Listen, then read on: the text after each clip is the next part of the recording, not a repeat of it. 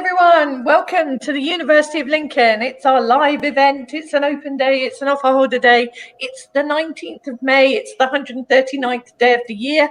For those of you who are counting, there's 226 days still to go.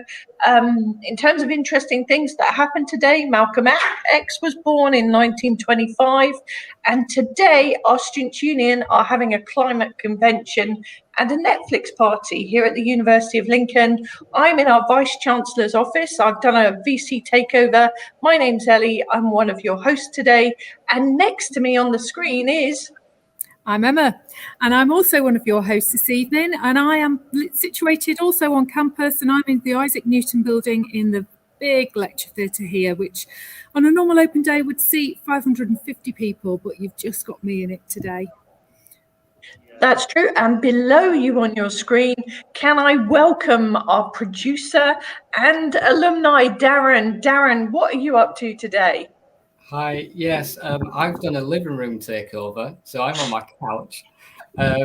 But I will be in the background for all of the event today, running today's virtual open day, and I will be helping with any questions in the chat as well. So if you've got any questions, put them in the chat. If we can't help, I'll be able to help there as well. You're a star, Darren, you're a star. And I'm going to start by saying hi to Freak James. James, hello. And everyone else who's watching, please say hi in the chat. Tell us where you are. Tell us what you're doing. If you're one of our alumni, tell us your wonderful memories of Lincoln. Tell us what you love about Lincoln, but please engage and talk to us. And on that note, another alumni who's with us today, Marvin, what a fantastic backdrop. What are you doing and where are you? I am at the top of Steep Hill, right by the cathedral that you can see behind me. I can go in a bit closer for a shot, but yeah, it's absolutely stunning. And this is the square, as you can see. Oh, it's looking very exciting. Now, don't give too much away, Marvin, because you're going to be doing a live tour with us at 4:20. But before we start that tour, and it's very, very exciting, I'm going to say a big hello to Delapo, Morgan in Southampton. Hi, Joshua. Hi, Hannah. Hi, we're having a lovely day here, Hannah. It's fabulous. Matty, hello. Carla, hello. Lucy Johns, hi in Northern Ireland. Hi, Annie in Bedfordshire. And hi, Amelia in Norwich. Thank you so much for joining us tonight. It's going to be a fantastic time, so stay with us. Emma now is going to talk us through what you can expect with us today. I can. So you're with us until 6 o'clock, which is incredible. We are going to be joined very shortly by Dr. Craig Marsh. Dr. Craig Marsh is our head of the Lincoln International Business School. So ask your questions. Ask him why you should join the University of Lincoln. What do we have to offer? Having senior management here is incredible. Then we're heading back to Marvin and we're going to have a little city tour. So a tour from the cathedral down to the Brayford. Then at 20 to 5, we're going to go across to the Students' Union, to Amina.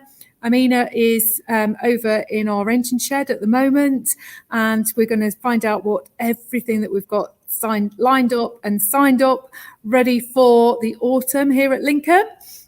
Then at 5:10, we're going over to Rebecca. She's in our wellbeing team, and Rebecca works with a whole host of sort of support services for the university, so she can talk about that. Ask your questions to Rebecca if you're unsure as to what might come next at university. We're going to speak to the amazing Philippa Hill at 5:20 about your application process, what to do if you want to apply for 2021 or 2022. Tell us, ask us those questions. Then we're going to meet the amazing Andre at 5:30, who's going to tell us about his opportunities that he has had as a placement abroad. So the placement sort of opportunities, ask him what those opportunities are. And then Darren will be back and alongside with Marvin, who will be by then back on campus at 20 to 6 to prepare you for university. And finally, last but not least, we have Curtis, and Curtis is going to do a parents talk. So if you want to kick off your mums and dads, tell them to be back now for 10 to 6 so they can listen to everything that we will have told you. They are welcome to stay though. Mums and dads, you're welcome. And I have to say a massive hello to Gabrielle, who I think might be our furthest away viewer, as she's saying hello from Switzerland. So hello, Switzerland. Oh, no, Freak James, you're in Nigeria. Fantastic. Really nice to meet you. And I'm Rush, Freddie from Essex. Hello. And Luke from Sheffield. So it's fabulous to welcome so many people here to spend the evening with us today. It's very exciting. There are lots and lots of interesting things coming up, as well as the main welcome that Emma's just been through. You can join in the subject sessions, and Darren is about to explain how you join our subject sessions and how you join in our chat, just in case you're not sure. Yeah, so if you want to join any subject sessions, the link is just below, scrolling along the screen. So either make note of that or ask us in the chat if you do need another link for it. But as we go through today's event, subject sessions will start and we will give you reminders, and there will be excellent opportunities for you to be able to just get involved in more subject-related stuff and hear a lot more about those areas. But if you do want to get involved today, if you're watching on Facebook or YouTube, just submit your comments in the comment sections. If you're watching on the website, please do click through onto YouTube, and you can, as I said, you can comment there. So there's lots of ways to get involved. And as well as just saying hello and asking any questions, tell us what course you're hoping to apply for.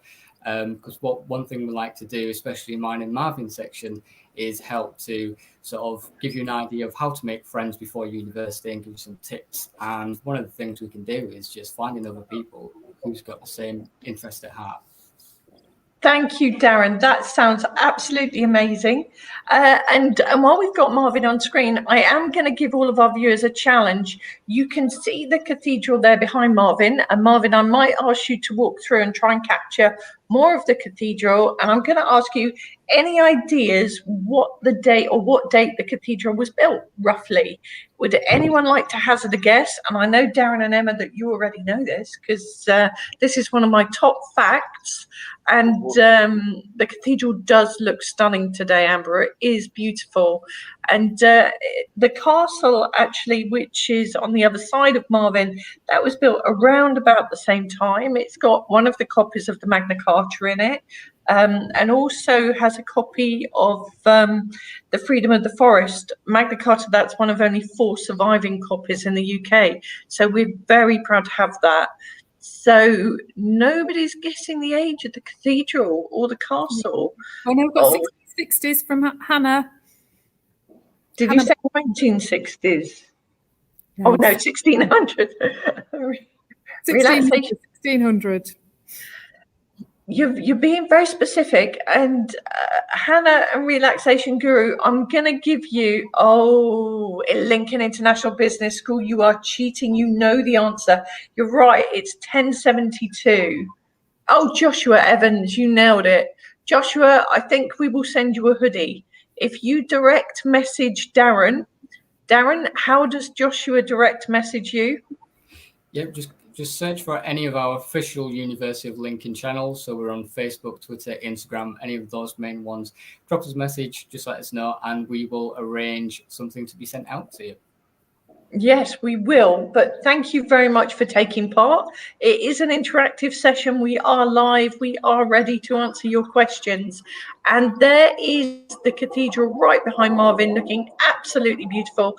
And probably at this point, we should say goodbye to you, Darren and Marvin. And we'll see you soon. See you later. And hello, Oliver. So here at Lincoln, it's a great place to be a student. You've got a sense of what our city is like, and we're going to see a bit more of that shortly. We're a TEF Gold University. We're the #1 modern university in the UK. It's a brilliant place to live and study, really, Emma, isn't it? It's absolutely beautiful. It's just one of those cities that is absolutely a hidden gem. We've got not only the beautiful sort of cathedral quarter that Marvin is in today, but actually down here where we are, it's so vibrant and new, and there is everything that you need from a city, all within walking distance. And right here, I mean, we're really unique because we're a campus university. So everything, as Emma says, is in walking distance that you can possibly need. You're living, where you're going to go out, where you're going to eat, where you're going to study. And yet we're right in the heart of the city. And you'll see that when we do the tour.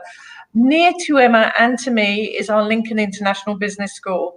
And I am incredibly proud and delighted because Dr. Craig Marsh, who's the Vice Chancellor, the Pro-Vice Chancellor and head of Lincoln International Business School, he's also a subject specialist in human resource management, in leadership, in coaching and in organisational theory. And we're going to have a little bit of time with Dr. Marsh, who I believe is waiting to join us right now. Craig, it's fantastic to see you. How are you? Hi, Ellie. It's great to be here. Wonderful listening to your introduction there, and actually just seeing all of the different parts of the world that our guests have come from today. It's really good to hear from them. So this is a really great opportunity. If anyone's got any questions for Dr. Marsh, who I am going to call Craig because I have known him for about 10 years now, so I feel I can. But if anyone, I know I'm in trouble with you if you call me Dr. Marsh. So Craig. You're never in trouble, Craig. You're an absolute. Craig is brilliant. He knows everything there is to know about business. So if you've got any questions about business, about leadership, about any of those things, please do get in touch. And Craig, I've got some questions for you. Sure. Why do you think students choose the University of Lincoln? Well, I think by the way, you and the college just done a great job in showing off our wonderful city and campus actually under these circumstances. And it's for those who've not been to Lincoln, the sense of community that we have at the university, I think, is some of the things that our students really tell us. They give us that feedback. That and as you mentioned, Ellie, the campus is right at the heart of the city. This is really unusual, actually. And I wouldn't say unique, but very unusual for a UK university to have that quite small, self-contained campus right at the heart of a beautiful ancient city, very safe city. We don't have all of these big out-of-town accommodation blocks where you have to sort of get a late-night taxi ride or a bike ride in. Everything is in relatively speaking walking distance. So having that really strong sense of community that we work so hard with our students to develop, that we really feel like we're partners in the students' learning experience. That's so important for us. It's really in the DNA of the university, I think, Ellie, isn't it? That is very true, and I think you've really achieved amazing things in the International Business School, and the student positivity and the student engagement is palpable. There's a real buzz, even at the moment, in the business school. How have you achieved that? Why is Lincoln Business School so special? Well, it's the same as the rest of the university, actually, I think, Ellie. I think we've grown and developed with the university, and the university has seen enormous growth and developments over the last few years, as you know, and our colleagues in science and arts and social science have done equally worked wonders. And perhaps it comes down to the way our philosophy of how we like to run things, actually. We like to give people freedom to operate. We like to innovate. We like to run our colleague with good leadership in the way that we also teach it where we can. So I think that's a big part of how we do that. And as I said, really from the foundation of the university and running through our boss, the Vice Chancellor, that attitude that we take, which is that, we're the opposite of an ivory tower, if you like, that attitude that we take, that closeness that we have with our students. I still remember one of my greatest memories is going to India just before the lockdown with a group of my students. And as part of our international campaign, that's something that we have, obviously, as you mentioned, we do a lot of. Just being able to visit Mumbai, visit Delhi, and see it through their eyes. And they all come back saying that's just the experience of a lifetime. But it was for me as well, being able to see how they learned, how they gained that cultural experience and became global citizens, which is something that we really spend a lot of time working on, that we're developing those all essential skills of being able to work really in any cultural environment in any part of the world. And actually, I know Emma's going to pick up in a minute, but I'm just going to pick up Aribaz's question that's just come in the chat, which is, what is Lincoln University like in terms of diversity? Is the city considered welcoming for ethnic minority students? And I think that's very relevant. Sorry, Emma. No, I'll hand over to you after this. Sorry. No, it is, isn't it? And it's relevant. And Araba, thank you for your question, because we take this is something we take enormously seriously, actually. I mean, and by the way, that's not just because we believe we're a good university. When you talk to businesses, they all say that diversity is a huge business competitive advantage for them. So as with businesses, so we reflect that at the university. So I'm very proud to have 75% or 80% of the international students come to my college. A third of my faculty come from international or BAME backgrounds. So not only do we have a very diverse student body that's well supported by the university and by the city, but we also have our faculty and our staff teams reflect that as well. So it's a great question, and we have this motto which is just wonderful. Wherever you're from, you're at home, and that applies really from anybody to any part of the world. It certainly does. I'm going to ask you a question, Craig. We've got lots of people watching today, and thank you everyone that's watching and sharing the sort of subject areas that you're all hoping to sort of study in the autumn and beyond. If you were sat there now, Craig, and you were 17 and you didn't take the route of sort of business and sort of leadership, what sort of degree would you choose now? I know me personally, when you're talking to somebody who did classics, so there you go. I'd say it's I think it's a great question, and if I can plug just a second our colleagues in the College of Arts, because there's a lot of talk at the moment about STEM subjects, which are of course hugely important, and it's wonderful that we've got such a thriving College of Science. But I just happened this morning to be talking to the Regional Council of the CBI, and we were discussing the top 15 skills that businesses say they need in 2025.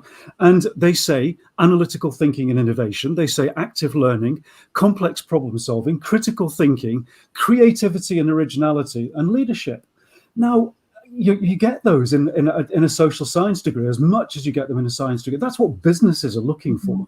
So going to a degree in the College of Arts where you're learning journalism or media studies or English or Latin or French, these are all subjects that teach you those critical generic skills for business. So have at it. You'll have a wonderful time learning those subjects. And please don't pay attention to those who say a degree in those subjects is not going to get you a good job, because the evidence is precisely the opposite from businesses themselves. And what tips would you give anyone who's sort of 17, 18, not sure what to do next? And what would you say, Craig? I think follow your heart, actually, Ellie. And this is advice I had when I was a long time ago. And I, somebody said to me, well, it's great to study things that you're good at, but choose the ones that you really enjoy. What is it? And that might be things that you perhaps haven't done at school, perhaps the things that you've done outside of school. What are the things that you really, really enjoy doing that will point you, I think, somewhere in there to something we call a deep interest, something that is a lifelong interest based on your personality, and try and pick a subject that reflects one of those deep interests. And that's a really important piece of reflection that any 17-year-old needs to go through. Maybe it won't be university. Perhaps I shouldn't say that. But actually, if the decision is that you do something else, well, that's the right choice for you. That's fine by us. So think about what you're really interested in, what you enjoy doing. And think people don't think about that often enough, actually. And that would be the thing I would do. And just talk to your parents about it, talk to your guardians, talk to your friends, and think through all of the stuff that you do that really engages you, both in and outside school. That would be what I would be doing. Really good advice, I think. I know. Oh, sorry, I was leaving you the opportunity, sorry. Sorry. I do have a really good question for Craig, actually, which I'm desperate to ask, but I'm always too pushy, so I was trying to be polite there. But my question is, I know you've recently introduced a really amazing program. I think it's called the Horizons program. Yeah. So do you want to tell us a little bit about that? Because I think that's amazing for these global citizens and realizing how small the world is. But I'll let you explain it. Yeah, totally. Well, it's something that we like to call ourselves employability, but actually our students call preparing to get a job at the end of your studies. So we've introduced a Horizons program which covers 3 or 4 main areas of the generic skills that I've been talking about. And the really exciting thing about it is that we've just appointed a number of what we call global professors at the university, and they really are global. Their experience, their expertise has a global reach, and it's our global professors who've put this together for us, and they're involved in designing it, and they're involved in teaching the program, and it runs in parallel to the regular curriculum. And I think it's a sign of the massive commitment that we have to teaching that sort of broad, all-encompassing, universal, generic set of skills that we know organizations and businesses are looking for. So the Horizon program is really exciting. We're all very keen to see how that goes with our students, actually. Amazing. Sounds we've had so many opportunities, don't we, at Lincoln, and these are just a flavour of the things that we have. I mean, that's just one of probably a list of about 20 you could actually relay just from the Lincoln International Business School, I think. Absolutely. Can I be cheeky and answer Sem's question, Emma? Is that all right? Go for it. Because it's a good one and it relates to my school. So I'm just going to be a little bit self-critical. So many congratulations. You got an unconditional offer for sports business manager. That's fantastic. It's one of the programs that we love so much, actually. In fact, we just launched or just about to launch an MSc in that as well. So you have the opportunity to continue to study that with actually big international opportunities. So yeah, we have a fantastic. The reason I picked it up, we have got a great relationship with the Imps, with Lincoln City. We do a lot of work with them, but actually not only that. So, for example, the year before coronavirus, we had a session taught by the agent for Mesut Ozil, who you're probably aware, Arsenal footballer. So he came to talk about what the role of the agent. We're just setting up a talk with a woman who has spent a lot of time working with Olympic athletes, talking about how she helps them to make decisions under pressure. So it's a fantastic program run by my great colleague Hanya Piaciolati, who's a footballer herself in her day and has studied female footballers. So yes, it's a great program. Lots of practical activity, lots of opportunities to work with the sports of your choice and your flavour. So I really look forward to welcoming you, Sam, next year. Absolutely. That's great. All I was going to say is Lauren A. Filia, she's having a bit of a nightmare out there. Her cat is chasing a wasp. And Darren, she said, can she have the link again, please? So can you show the link once more for Lauren A? And hopefully your cat is under control now, Lauren A. Emma, I know you've got a last question for Craig before we move on. I was going to pick up on Sam and just make sure he's tuning in at 6 o'clock to watch what might be a championship football team. But we'll diversify. Good plug, Emma. Good plug. We'll move, yeah. What I would sort of say is actually go back and watch some more of our live lounges if you're a budding sort of sports business management student, because I think there is a bit of footage there that Craig is starring in himself, but it is really good. We've got other questions about that people will be wondering about. Can they still apply now to the university? And have we got opportunities to sort of come and visit? We're doing this virtually, but I'm giving you that opportunity, Craig. Can people come and visit now? Yeah, I think what's fantastic about the success the UK has had in its vaccination program is that we can start to open up again now, and we've all so been looking forward to that. And what it means is that actually for a while we've been able to that potential students have been able to come and visit us, and we've been doing small tours within all of the government guidelines.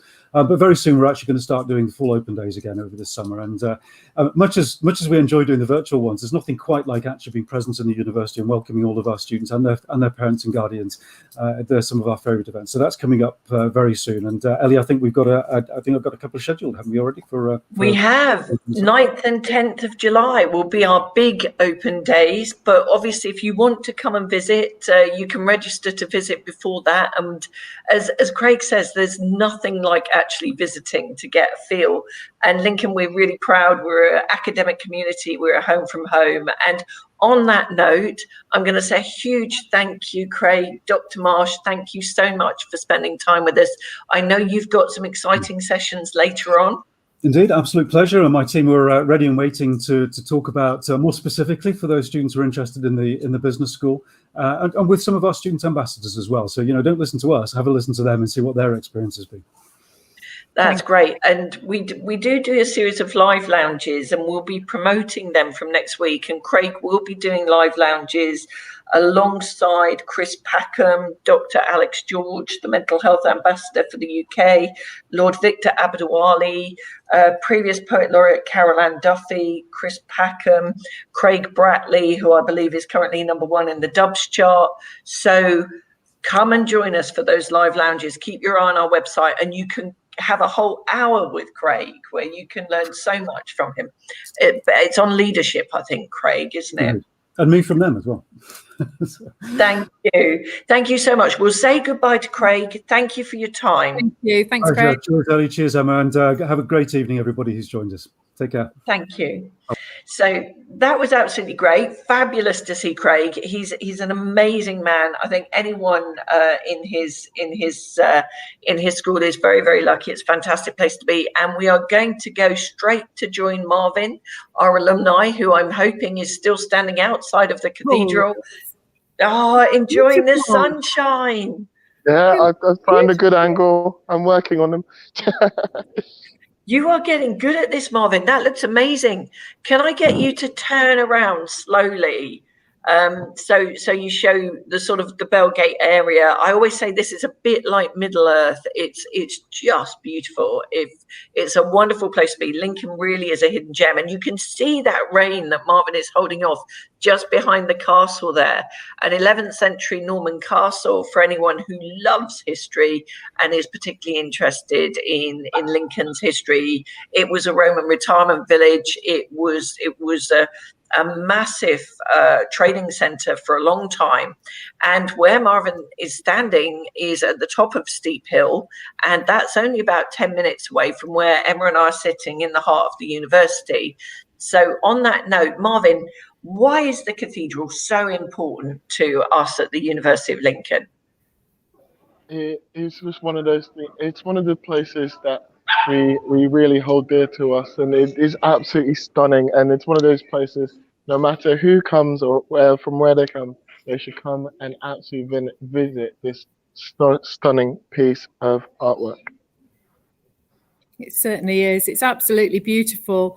Well, is Marvin going to head down that hill so we can see our beautiful city, Ellie? Or, He is, but I was hoping you were going to mention graduation, Emma. I was just going to say that. You've taken the words out of my... Oh, we went a little bit there. So this is the heart of Lincoln, without a doubt. But actually, the beauty of this is where our students graduate. So we have the absolute stunning Lincoln Cathedral. We graduate our students in Lincoln Cathedral, but yet we have our celebration in Lincoln Castle. So where I'm not going to ask Marvin to move around right now, but we have our celebration tents all in Lincoln Castle, and we process across to Lincoln Cathedral and come out of those huge doors. It's just the most amazing experience ever in that, and I will argue that it's probably the best in the country. It is, Emma. You and I agree on that. We love that. And Marvin, I'm going to set you off walking down the hill because we're going to demonstrate exactly how lovely Lincoln is by walking through it. So Marvin, are you okay? Is your phone lost its ability to stay in one place? The selfie stick has decided to take a break, but we can carry on and... No, that's great. That's absolutely great, Marvin. Don't worry, as long as you're okay. So Marvin is just going to walk straight. Oh, he's going to show us Steep Hill and that poor man behind you who is desperately trying to get out of the shot. I'm so sorry.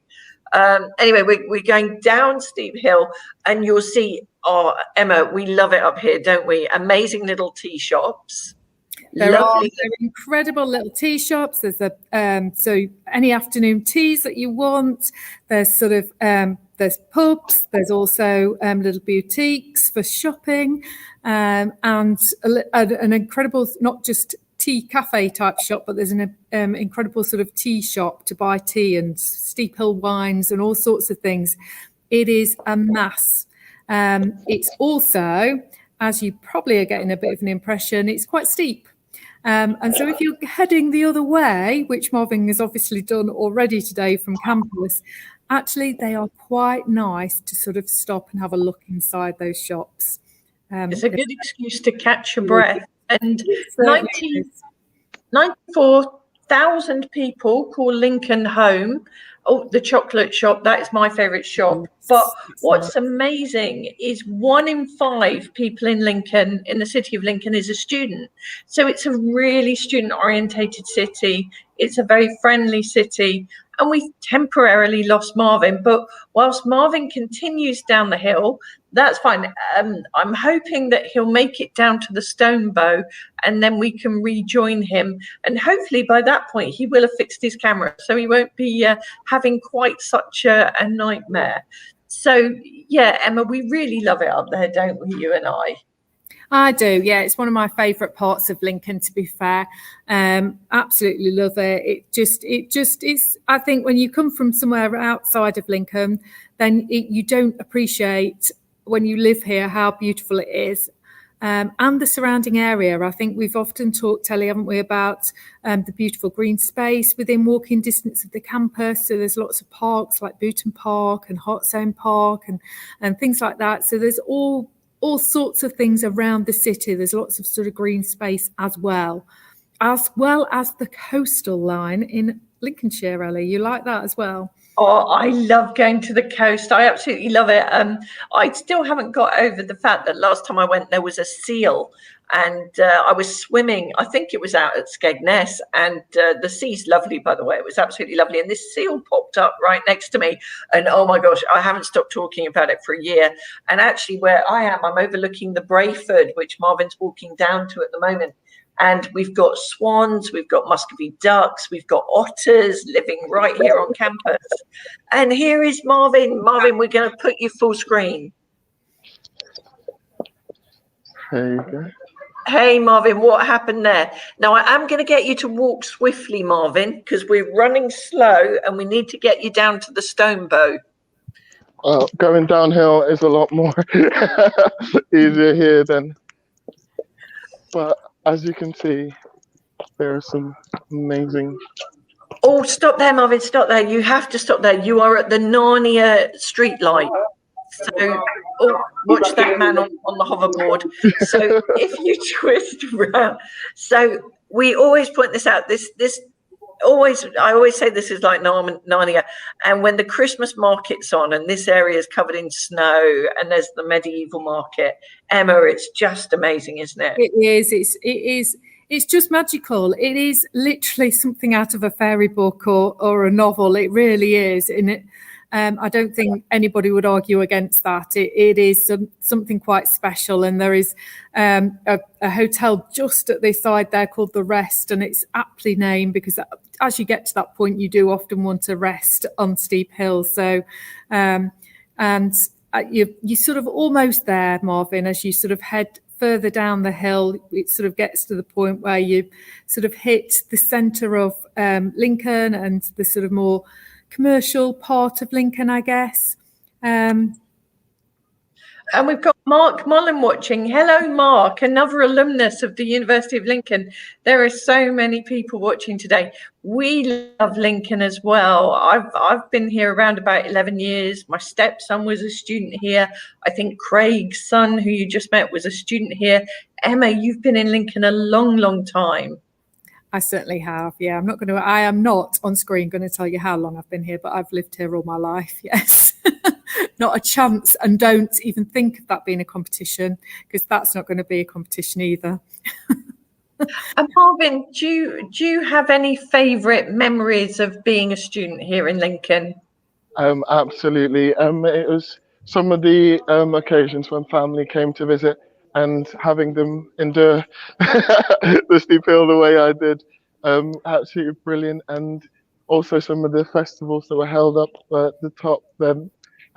Yeah, just all the amazing places. It always comes down to food with me, you know this.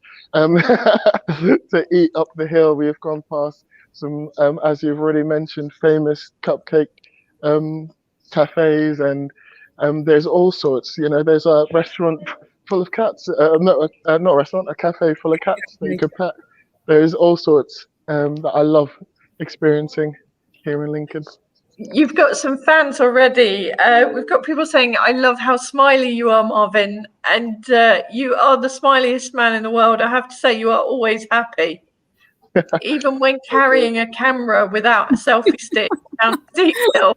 I'm really sorry about that, Marvin. But you are doing a fabulous job. No, it's absolutely beautiful. It is an absolute beautiful walk. And again, I'm coming downhill, so. And you can see the cathedral behind Marvin as he's walking. And again, you get a sense for all the amazing little shops that are there. And Marvin, a few more comments. Marvin, you are a legend. And the other thing about Lincoln, it's incredibly friendly. So please don't be surprised if people say hi to Marvin and just start chatting. It is the kind of place where it's really hard to go out without getting into a conversation with someone and passing the time of day with them, or being encouraged to try some traditional Lincoln fare, such as Hayslet or Lincolnshire sausage, which are really tasty. But Emma, the big news today is, of course, the Imps are playing, aren't they? They certainly are, yes, they certainly are. So there will be a bit more activity, I feel, sort of heading as we head into the city, because it is the first time in 14 months that fans are allowed back into the famous sort of LNER Stadium. And we are, for any students that do choose to come to Lincoln, there is a scheme that we have. So we have really cheap tickets to go to the university, to go to and watch as a student and go and watch the football. So that's just one of the schemes that we have as a student. So yeah, it's watching on Sky Sports later. When we've finished here, I shall be cheering on the Imps for sure. And if you're not sporty, if you're like me and you haven't got a clue what Emma's talking about, don't worry. There's so much history. There's so many other clubs and societies. There's around about 140 clubs and societies, ranging from the Harry Potter Club, the cheerleading club. There's, hello, Sam Biggs. Sam is another alumnus of the University of Lincoln. God, everyone's here tonight, aren't they? Everyone's keeping us company, Emma, which is lovely. It certainly is. They're lovely. We've got lots of alumni watching tonight, which is incredible. And Hannah, I'm so pleased that actually you've enjoyed coming to Lincoln before. And sympathy, another little sympathy vote out there for you, Marvin, understanding how steep Hill is. So you're getting all the votes tonight, Marvin. That's good. Marvin, are you trying to show us here how close the railway station is? We are literally almost by the by the centre of by the train station. From the cathedral, as you've seen it, it's only been a couple of minutes walking downhill, and I'm gonna be with you guys momentarily, to be honest. Oh, you are so amazing. I've seen a TFI Friday. I know there's a botanist there. I know there's all sorts of amazing places to shop and look around. As you say, the train station is less than 10 minutes walk from the university campus.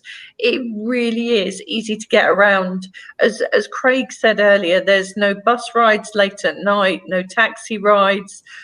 You don't need a car. You don't even need a bicycle. Everything is within walking distance and very student orientated, because as I said earlier, 1 in 5 people in the city is a student. So it really is a student orientated city. And if you've got any great memories of Lincoln or want to share anything with us, then please do. Please put it in the chat. I know we've got some of our alumni watching, and it's really good to know what you thought was great about Lincoln, because you know what me and Emma think is probably, we're very old, so it's probably not that relevant to lots of people. I know that coming up in the city, well, at the university, we've got Sarah Millican, Becky Hill, Frank Skinner. So lots of events, lots of good activities coming up. And was that a sailing, Jules, Marvin? Did you not miss that? Did you miss that, Marvin? I can't believe. I mean, I'll go back. No, we haven't got time really. We're running late already. We're supposed to be with Amina at the Students' Union now, but this is the stone bow. Henry VIII passed through here when he came to Lincoln. You can go on a Tuesday and have a look round. It's beautiful. There's solid silver swords and all sorts of amazing things in there. So Marvin is now rushing down past the banks and past Primark and Waterstones, where you can go and get some of your books as well. And you're going to go through you're going to show Stokes Coffee House, aren't you, momentarily, which is really exciting. And then we're going to go and see the Students' Union and find out a little bit about the climate convention that's going on today. I know, that's pretty exciting. They've got that happening today. They've been doing that all day. They've got a Netflix party tonight for our students. There's still plenty of students on campus today as well, Ellie, isn't there? There's lots of students around. So there's lots of activities that are happening. Also, we'll speak to Amina and Joshua, I think, has sort of asked a question. I've lost your question now about how to join a club and society if you want to start a club and society. And we will ask Amina that very shortly. Oh, is the rain coming now, Marvin? Well, I'm going to mention you can't go to Lincoln without getting a really good cup of coffee from Stokes. And the black and white building behind Marvin at the moment, Stokes Coffee House, been there 120 years. So as far as I'm concerned, it's the best place to get a cup of coffee, and it's lost in Marvin's brolly. Marvin, put the brolly down. You've got to go down the glory hole now, Marvin, and head through towards the university. Don't get too wet. Use the brolly. I think you might struggle to get down there with the brolly. That's the problem. It's a narrow set of stairs that Marvin is about to walk down, and it brings him against the River Witham that leads all the way to Boston in Lincolnshire, and also the Brayford Pool that the university is sort of situated on, really, or next to, obviously on. Marvin. Yep. I'm going to get you to go as quickly as you can to the end. That does look beautiful, although you're twisting the wrong way. Yeah, that's it. So you can see the river, which is why Lincoln was such an important trading location in the Middle Ages. And obviously, one of the largest counties in the UK and one of the most important food production counties in the UK. I can't remember, someone will correct me in the chat, I'm sure, but I think it's around about 26% of all chickens come from Lincoln, and I have a feeling it's something like 40% of all potatoes, but I'm hoping someone will correct me. I'd be impressed if someone knows that. That would be good trivia pub quiz sort of question, that, Ellie, wouldn't it? It would, and never have me on a pub quiz team because I'm not reliable. Sounded good. We have a lot of potato growing in Lincolnshire, though, that is for certain. And we're just at the back of Marks and Spencer's here. I think M&S at the back. So, and you can, I can almost see the back of that from where I'm sat, actually inside the Isaac Newton building. So we are getting very, very close now to the campus. Yeah, the challenge for Marvin is to get across the road and give us the shot of the campus before the rain comes down too much. And it's been 4 seasons in one day today, hasn't it? It's been so sunny earlier. I think I've got a tan from being outside. And then we had thunder and lightning, and now just rain. It's been a whole day. A whole day. It certainly has. It certainly has. I think we're almost coming to the point where we can see the Brayford campus. Any point now, Marvin will sort of come to a point where he'll sort of turn and see the campus. We can see where it's come from, the cathedral.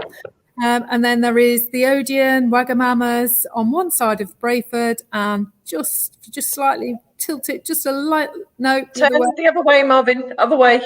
Turn. No. Keep going. That's it. That is the University of Lincoln. So the building that you can see there is exactly Ellie. Ellie is looking out, and she can probably actually see Marvin from her office. I can.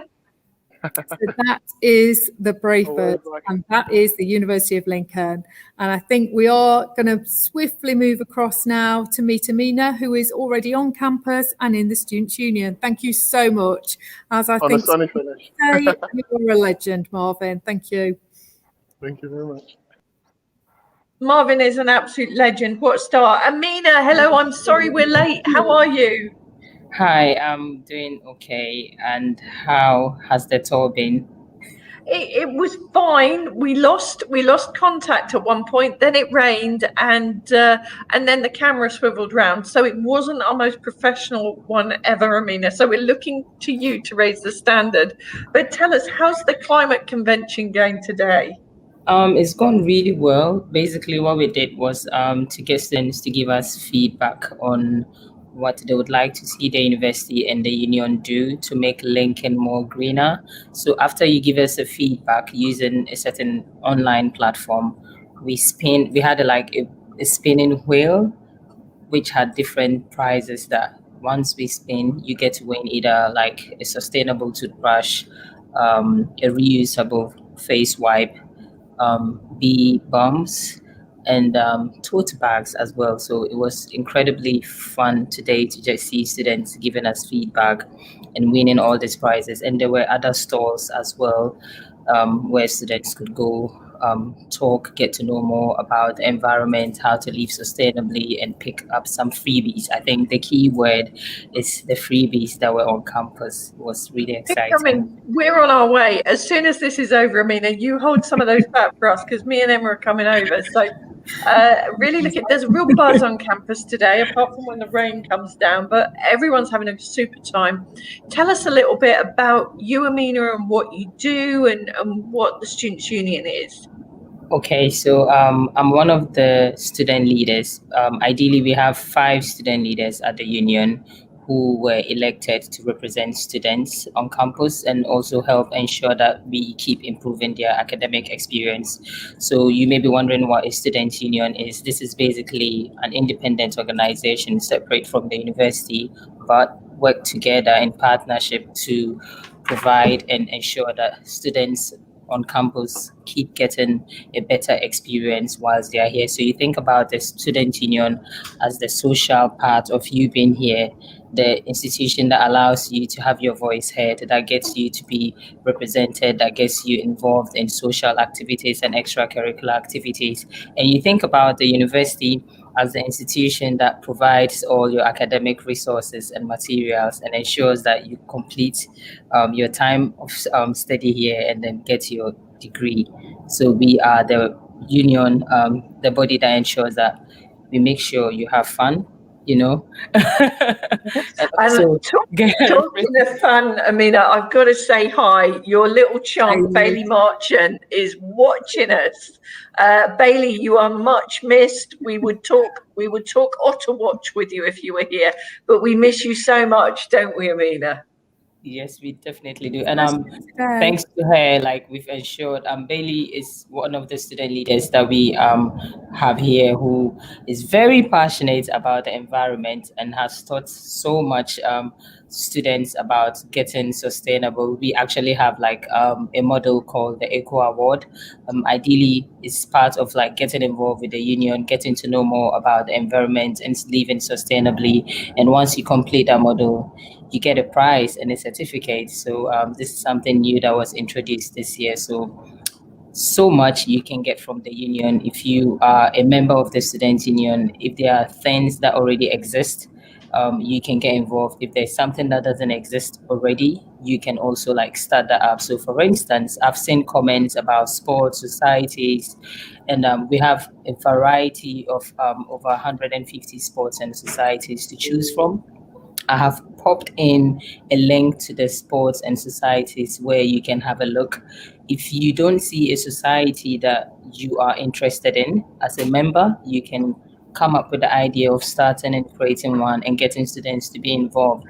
And it's so easy to join a sport or a society. You basically just have to find the particular one that you have interest in. There's a join in button, or there's an email that you can send to the president of that society and just show your interest, and you'll be guided on how to like go to the next process. It does sound really exciting. I know that Emma's going to get cross with me if I don't move us on because we're running late already. So, Amina, you're going to do a bit of a mini tour with us, aren't you, to show us what the campus is like? Are you ready for this excitement? I am. Usually, I start from the office, but today I'm starting from our cycle hire. As you can see, some bikes in the background. So basically, as part of the things the union does is we have a cycle hire where students can rent bikes, and then we do bike tours for you to be able to discover Lincoln. So if you come and you want to discover Lincoln either by bike or by walking, this is where you come to get a bike. And I'm just walking through our advice center where we have a team of professionals who are able to support you with academic, financial, welfare, and housing issues. And I'm stepping right out of the advice center onto campus. Wow. So I'm standing right in front of the student union, and behind me are benches for the outdoor space we have of one of our venues called Towers. And normally they're packed, aren't they, Amina? Because we were there earlier and it was absolutely packed. I'm guessing it's the rain has driven everyone away. Yeah, now that we are able to have indoor seating, them go indoors, and then when it's sunny, they come outside. So the student union has about 3 to 4 venues on campus. Towers, which is one, and has indoor and outdoor seating. Right opposite me is the library. Mm-hmm. And directly behind me is David Chiddick Building, which is the business school. So if you're a business student, this is where you would be having and attending your lectures. And I know Ellie usually likes me not to miss out on the TPs, if you can spot that behind me. Yeah. The TP is amazing. I mean, the great thing, we've got so much space on our campus. And when the coronavirus started, we put up 2 TPs to create more outdoor space. Exactly. So there we are. We have our TPs, and this is LPAC. If you are a performing arts student, this is where you would probably be having some of your art classes and showcases. And this is just like a 360 of me being, would I say, the middle of campus? You are so cool, Amina. You're amazing. And that's the engineering school that we built with Siemens. Exactly. So that's the lecture theatre that I'm in. So just try and put everything into perspective. And beyond that, if I look outside of where I am, I'm looking across to the Lincoln Medical School, which opened only a couple of weeks ago. And I will have passed the arts sort of centre of campus as well. So it really is compact, isn't it? It really is. Everything's nearby, and the library is really great because it's open 24/7 at key times of the year. And Amina, tell us, what should we expect from Welcome Week this week, Freshers Week? So at the moment we have booked events, but everything is subject to what guidelines allow us to do. So ideally, your normal Freshers Week involves lots of exciting activities, from having comedians, from having performance, from having nightlife, big quizzes, bingos, like lots of exciting things that you can be involved in.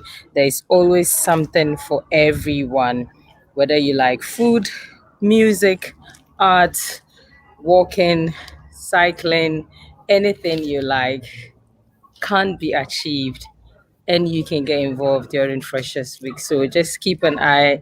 And what we really do well with is to try and make sure that we provide information on time so students can be involved with the activities for Freshers Week. We definitely always have society fairs for you to be able to have a fair idea of like societies you can get involved in. So lots and lots of exciting activities to be involved in, and also freebies. Freshers Week is the time where you can get lots of freebies. So if you're on campus, you don't want to miss out on that. Oh, you guys are amazing. What you arrange is amazing. But Amina, before we leave you, tell us, why did you choose Lincoln, and are you glad that you did?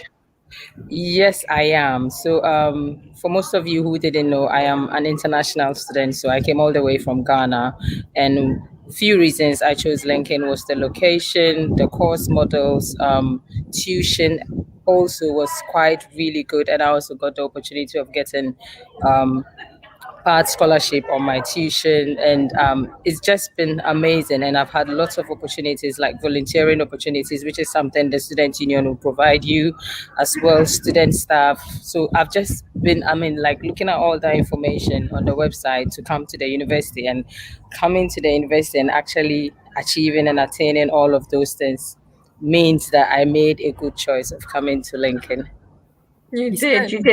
And Emma, you're organising a sleepover, aren't you? We are. So and Amina will be starring on that next Thursday for our offer holders. So if you are watching and you are currently an offer holder, we've got a virtual sleepover. So we're trying to reenact what an evening as a student at the university will be like. So we're going within some accommodation, doing some cooking. We're going across to Amina and Georgia to do a bit of taskmaster and mocktail and cocktail making, and finishing the evening, as we are currently doing this evening, with a Netflix watch party. So if you are watching and you are an offer holder, please check that out and join us next Thursday evening, because it will be really lots of fun, won't it? Yeah, 100%. You know, it's always fun with the student union. Always. I'm not Amina, sorry. It's lovely to see you, Amina. It's really lovely. I think we're nearly back on track. So thank you so much. You've been amazing. I'm going to say, turned around, if you just kept turning, we will see St Mark's Accommodation, which is where we're going to go to meet Vicky. Yeah, I think that's just right up there.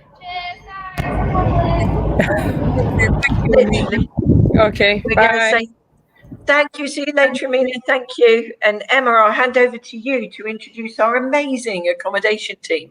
Absolutely. So we are going to be joined. We are just joined by Vicky. So we've pointed out as to how far away your accommodation, Vicky, is from the engine shed, from the centre of campus. So tell us sort of, what is this accommodation called, and tell us all about it. So I'm currently sat in St Mark's, which is about a 2 to 3 minute walk across the road from campus. So all you need to do to get to the heart of campus is just walk across the road. So nice and close for everyone. So I'm going to give you a little tour of where I'm currently sat, and I'm going to take you to the bedroom first. So follow me. Thank you, Vicky. And these are absolutely brand new apartments. So no students have ever slept a night in one of these accommodation blocks, have they yet? No, they have not. So they're brand new for everyone this September. So as you come into the room, you've got a 3/4 bed to one of the sides, and then you will have storage surrounding the bed as well. So plenty of space for your little trinkets or books or anything that you need it for. You've also got some storage underneath the bed. So if you've got any suitcases, or if you bring too many clothes, plenty of space to store it under the bed. And then opposite the bed, you've got the desk, and you've also got some drawers as well. So for whatever your stationery needs or extra clothing. And then you've got the above desk storage, perfect for, again, your textbooks, little things that you need, little memories of home, whatever you decide to bring with you. And then just next to the desk, you have got your wardrobe as well, with a little bit of storage above. And then just as you go into the ensuite bathroom, you've got a full-length mirror with a plug socket next to it. And then you have your ensuite bathroom.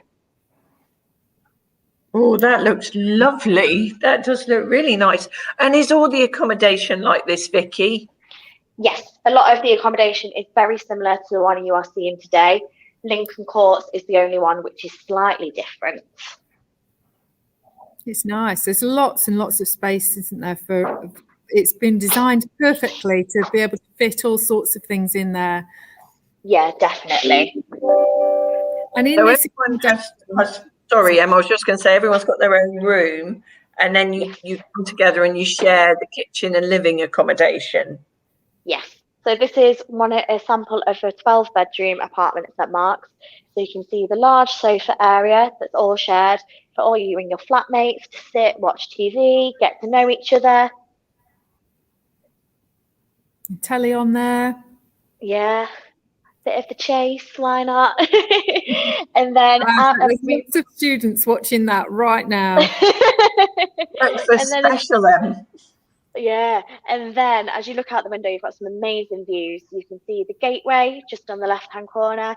You can see McDonald's, just how close you are to campus. You can see the medical school and just how beautiful it all is really from over here. It does look stunning. And correct me if I'm wrong, Vicky, are you one of our alumni as well? I am. And what made you? Sorry, Emma, you go first. No, I was going to say the same question with two questions in sync, Kelly. I was going to sort of say, what on earth made, not what on earth, but why did you choose Lincoln? Why did you choose Lincoln? So I'm a Lincoln local. I've always lived in Lincoln. So I decided to stay close to home, stay with my family, but also get the best of the Lincoln University lifestyle and just had loads of fun that way. It does look lovely. Lauren A is saying that the room is beautiful, and if I wasn't a mature student with a home and a family, I would feel right at home. Lauren A, me and Emma often say we would move in tomorrow and leave the family at home, but just go and go live there. It looks so stunning. It looks really nice. And what do people need to bring with them, Vicky? What sort of things should they bring, and what shouldn't they bring? So they need to firstly bring themselves, bring all their personal items and things that they will need to help them study, etc. like that. And then for kitchen-wise, bring your own pots and pans, plates, all of that. But you've got your kettles and all the important stuff provided. So as you can see, the kitchen's got all the basics. And as long as you've got what you need to be comfortable and happy, then that's all you need really. And if you, we've got to sort of May, and if we've got people that have already applied to university, but actually they thought, oh no, I'm going to commute, I'm going to live at home. You know, actually, what happens if they think now it's got to May, restrictions are lifting, and they think, do you know what? Actually, I've made a mistake. I want to actually live in some amazing sort of accommodation like that. What's your advice for that? So if you are wondering about, or you don't know whether you want to stay at home or if you do want to come and stay in accommodation, ring us up, have a chat. We'll try to talk you through everything that we have available, the advantages and what might be the best accommodation for you if that is what you're after, because everyone has different needs, but we'll always try to be supportive, friendly, and try to understand your individual needs as to what you are after. But there's still spaces, so if people did want to apply for accommodation, we have still got plenty of space available. And it's worth saying, isn't it, that we're really lucky at Lincoln.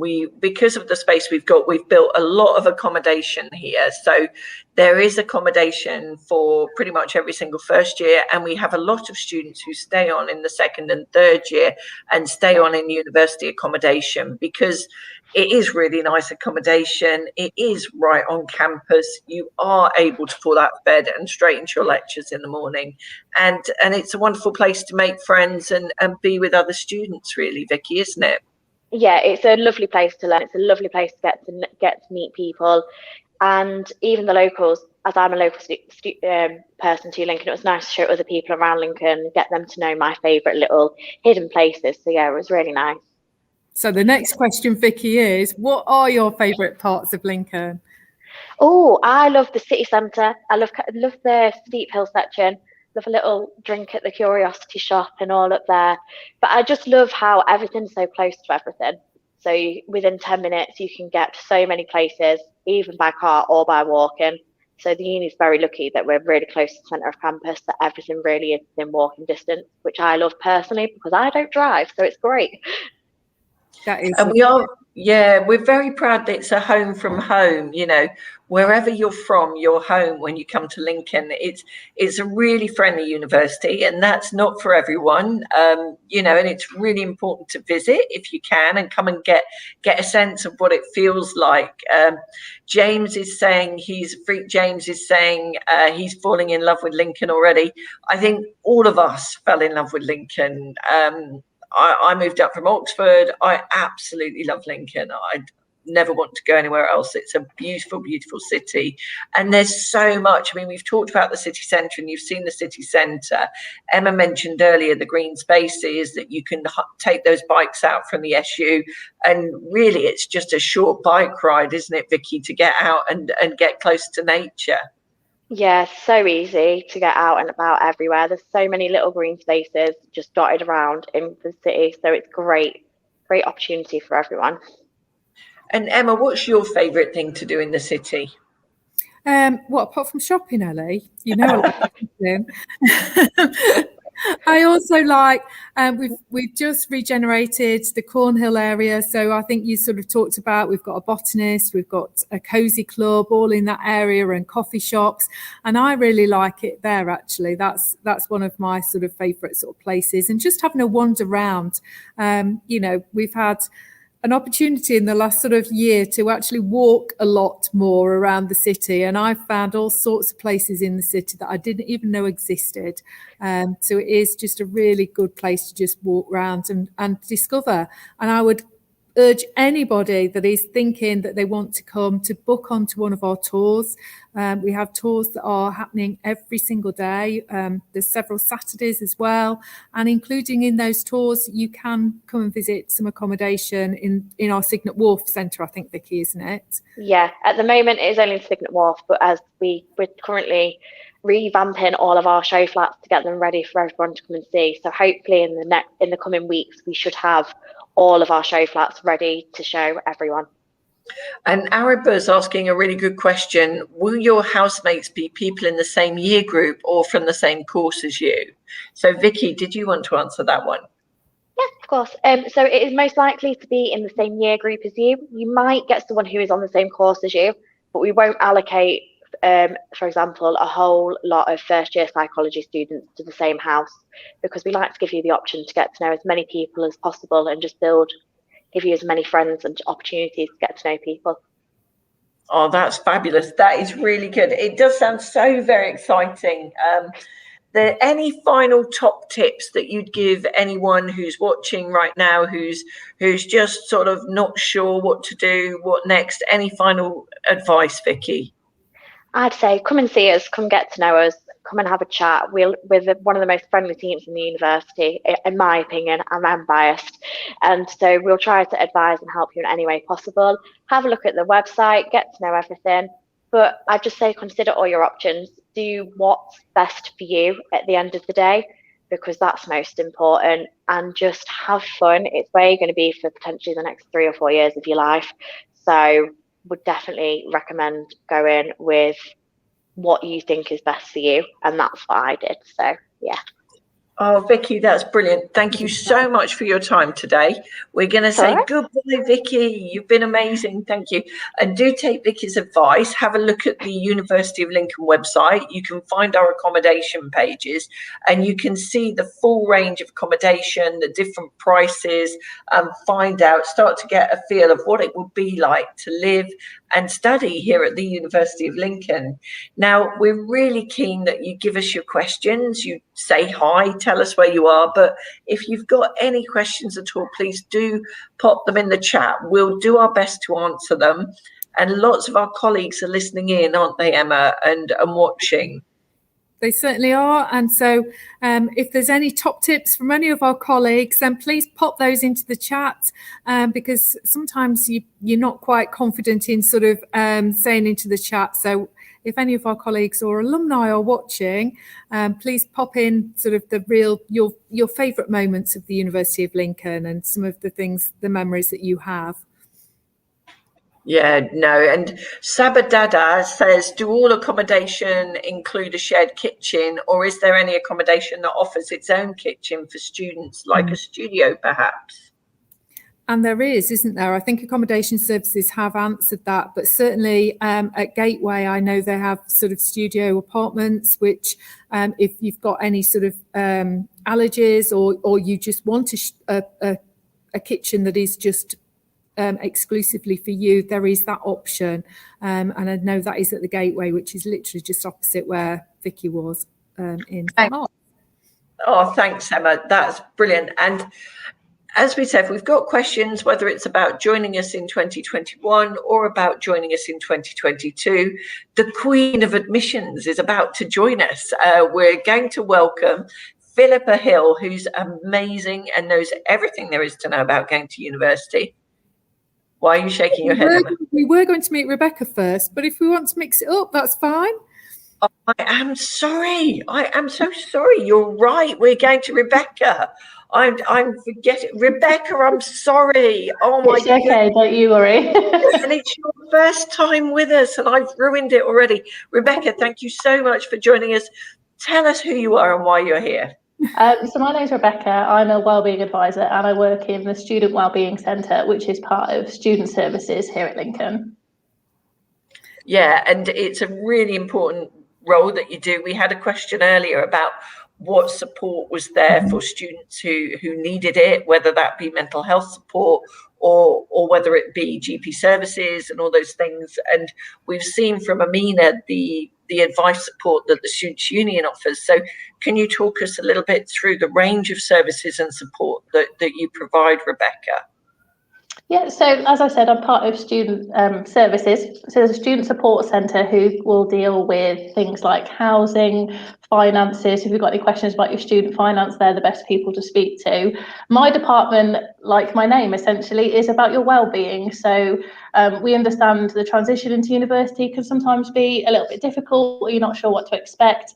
And we're on hand to kind of help you in those initial stages. You can also get in contact with us before you arrive here as well. But lots of support available for all students. So it's very inclusive. Essentially, if you just want to have a chat with someone about your general well-being, we are the people to speak to. We do offer specialist support for students that perhaps have a disability or a medical condition. This includes all physical disabilities, hearing and visual impairments, learning differences, so things like dyslexia, dyspraxia, and mental health conditions as well. So essentially, if you're unsure, we're the best people to speak to, and then we can talk about more tailored support that's available to you whilst you study. So, Rebecca, what if somebody sort of sat there and thinks, oh gosh, I didn't put that on my UCAS application, or should I put it on my UCAS application? What's your advice? You know, should they sort of reach out to you now, or do they hang about until they actually start university? Well, we do actually have a transitional team, so they focus on the support for students pre-entry. So please do get in contact with us now. We're happy to kind of have that discussion around support, but you can access the support anytime that you need to.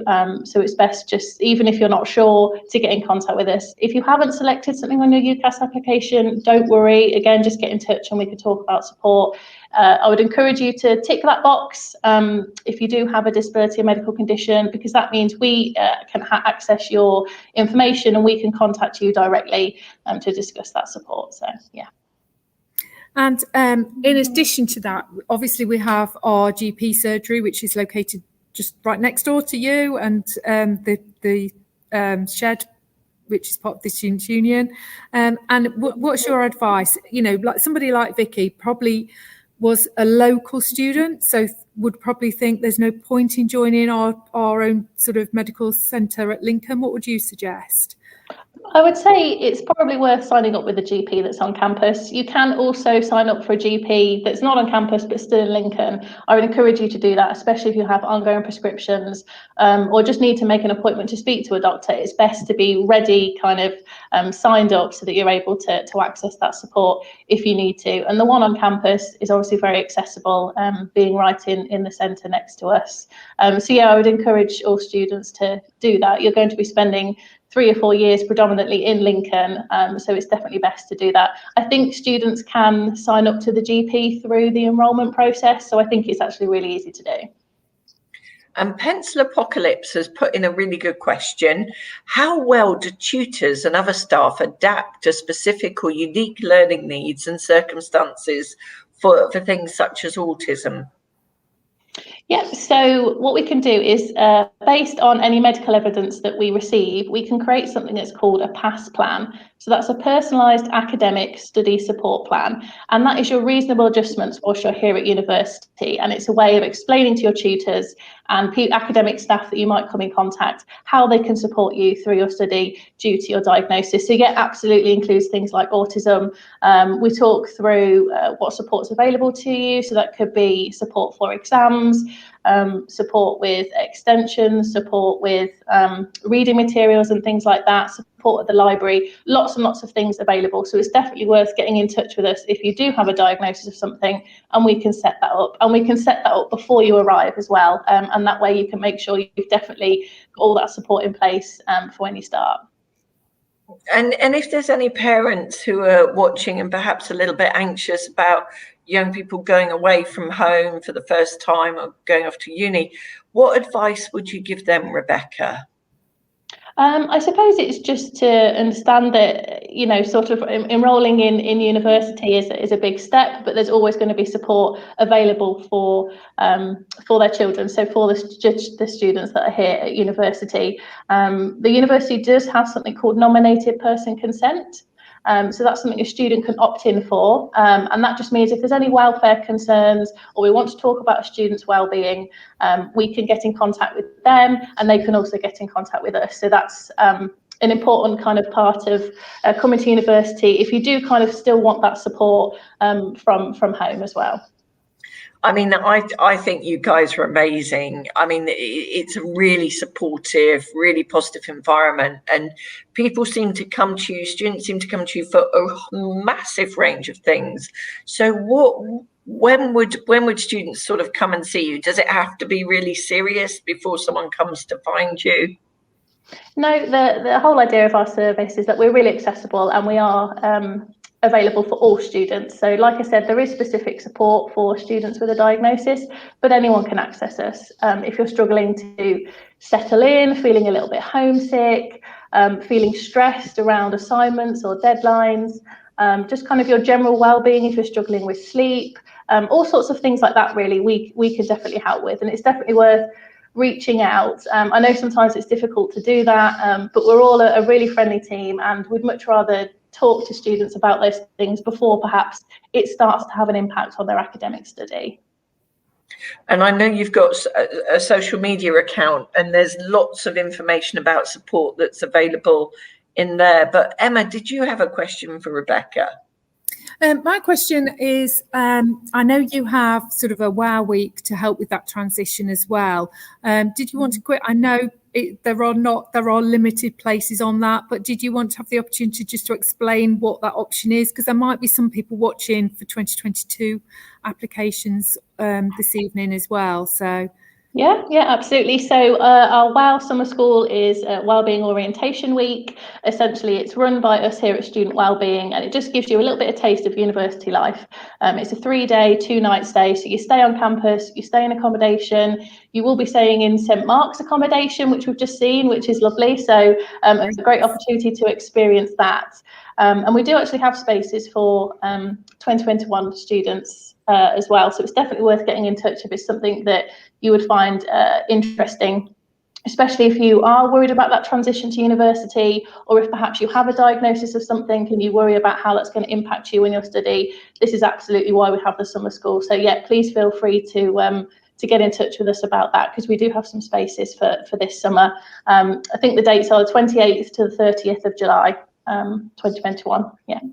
No, that's brilliant. Rebecca, what's your favourite thing about Lincoln?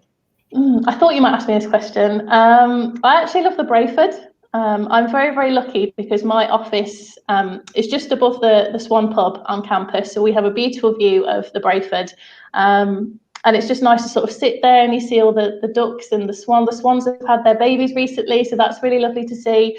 It's just a really picturesque area of Lincoln, right plonked in the centre and right on campus. So it really is beautiful, and it's beautiful in the sun. But yeah, I'd definitely say that's my favourite place to sit and maybe have lunch and look out onto the water. That's good. And Morgan Pothcary is saying, is this available for 2022 students? And I'm sure she means the WOW Summer School. So I suppose it would be really helpful if you could just reiterate how people can join WOW if they want to. Yeah, so they just need to email us. So I'll pop our email into the chat, or perhaps maybe my colleague can do it. But yeah, hopefully we'll be running that in 2022 as well. So just get in contact with us and we can get your details, perhaps send out an application form and talk about kind of how to access that. But yeah, absolutely, just get in touch with us and we can discuss that for next year. Rebecca, it's been a real pleasure, hasn't it, Emma? It has, as ever. Rebecca, you are a fountain of knowledge, and your team are absolutely incredible. You literally look out for the students, and the support that you give them is absolutely second to none. So, yeah, thank you so much. That's all right. Thanks for having me. Thank you. And just as a heads up, do watch out, everyone. This is top secret new information. Dr. Alex George, the UK's young person's mental health ambassador, is going to be joining us for another live lounge in August this year. So that will be promoted on our website next week. So those are fantastic sessions, a really good opportunity to find out more about how you can look after yourself, top tips for dealing with stress, and finding out all that Dr. Alex is doing on behalf of young people. And he did a really good session with someone from one of your colleagues, Julie, from the wellbeing team, Rebecca, who was fabulous. So do keep your eye out for that. Isn't that right?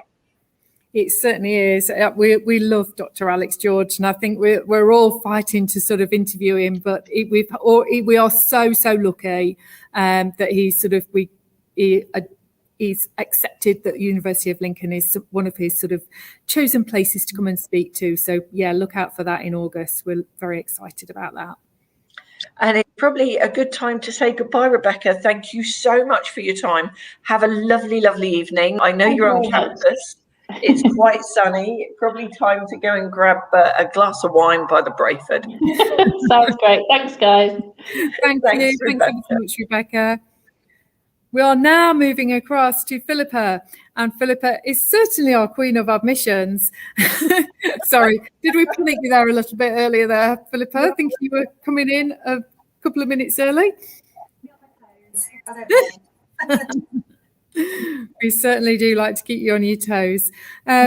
So obviously we've got a mix of people. We're hoping that there's people watching tonight that are interested in 2021 applications and also 2022. So can you tell us, is it too late to apply? Can students still apply for 2021? Yes, students still can apply for 2021. We're still open for applications. So apart from the small number of Emma, can you hear Philippa? No, we're struggling for your audio, Philippa. I think she's getting emergency headphones. Emergency headphones. We're really challenged by technology today, aren't we? And you don't want to lose any important information from Philippa, trust me. She's absolutely full of information. Right, try again. Can you hear me now? Yes, that's much better. Okay, so yes. So I'll just repeat what I just said then. Yes, we're still open for applications. For the majority of our courses, there's just a small handful that have closed because we've reached our limit on those, which are mainly our healthcare programs. But yes, still put an application in. We're open. The main cycle is open till the end of June. So there's still plenty of time to put an application in to university.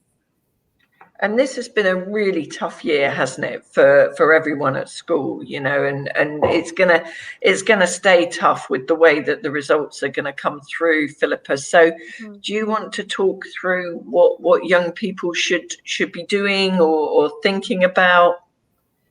In terms of applying to a university, yes, sorry, yeah, specific, not just generally. Yeah, advice as well. So I think it's just the advice is the same. Really, it's just to really do your research around where you want to go and what universities have to offer. I mean, we have a lot of information on our website.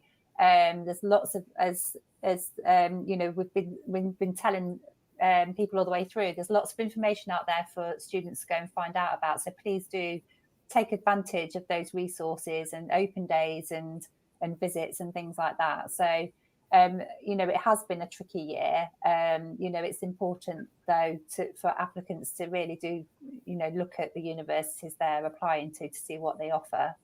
And we've got a really important safety net in place, haven't we, for applicants? Because we do recognise that this year in particular has been a real challenge. So for the non-medicine courses, are you okay to explain about the safety net, Philippa? Yeah, sure. So, in recognition of our applicants this year, and the difficulty that they've been through, we've put a flexible admissions process in place.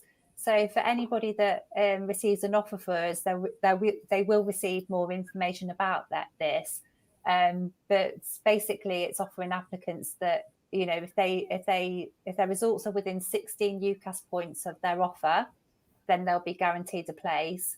Or in addition to that, if their predicted grades are within 16 points of their offer, then they're also guaranteed a place. So there probably are some applicants out there who have got offers already that already know that they've got their place because they're within 16 points of their offer with their predicted grade. So that offers some real reassurance, I think, to applicants at this time that they're okay. I think it does, and I think anybody that's sort of in the second year of college or in year 13 this week and next week, I think it's been a tough year, and they might not be sitting exams, but I certainly know that it is tough for you. So, but that's what we really are mindful of here at Lincoln, and we are sort of helping you out there a little bit. Will has asked a question: is there a way to see which courses are still available and which courses are not? And I think that's something between now and August that other people might want to ask as well, Philippa.